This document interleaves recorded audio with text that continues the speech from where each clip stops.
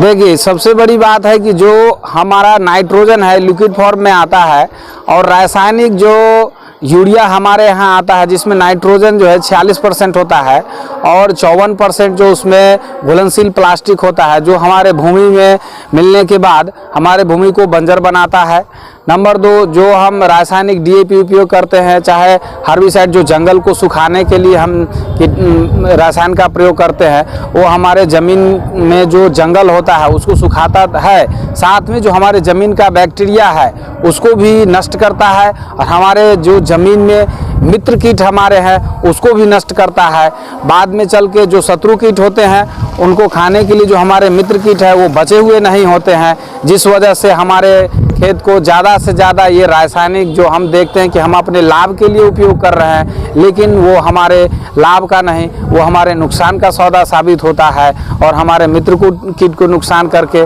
आगे जो हमारा जो भी खेती करते हैं, जो भी उसमें फसल लगाते हैं, सारा फसल शत्रु कीट नुकसान पहुंचाता है, जिससे हमें ज़्यादा से ज़्यादा उसको शत्रु कीट को मारने के लिए फिर से पुनः ज़्यादा से ज़्यादा रसायन कीटनाशक का प्रयोग करते हैं और वापस हम नुकसान में ही पहुंचते हैं। हमें कहीं से रासायनिक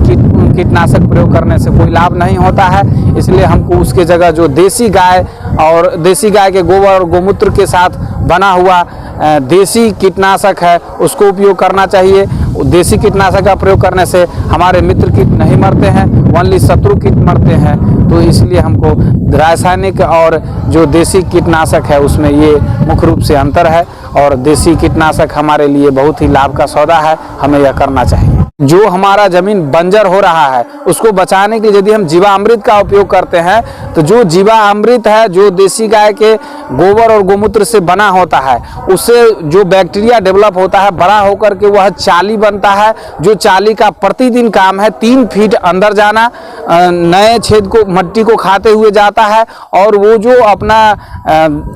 लैट्रिन निकालता है जिसको आप बोलते हैं, तो वो ज़मीन को उपजाऊ बनाता है। तो वो प्रतिदिन 3 फीट नीचे जाता है, 3 फीट ऊपर आता है और वो पूरे ज़मीन में हर जगह नया एक हर बार हर रोज एक नया छेद करता है जिसमें जल का संग्रह होता है और हमारा ज़मीन उपजाऊ होता है। तो इसलिए हमको रासायनिक